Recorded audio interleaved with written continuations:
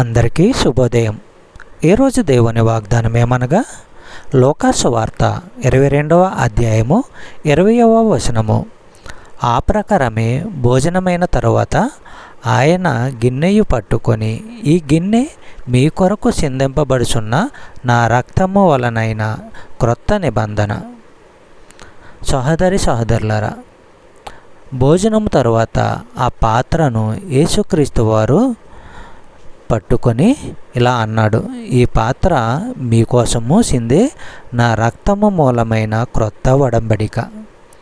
కొరింథీయులకు రాసిన మొదటి పత్రిక 11వ అధ్యాయము 25వ వచనము మనము పరిశీలించినట్లయితే, భోజనమైన తరువాత ఆ ప్రకారమే ఆయన పాత్ర చేత పట్టుకొని, ఈ పాత్ర నా రక్తము మూలమైన క్రొత్త ఒడంబడిక.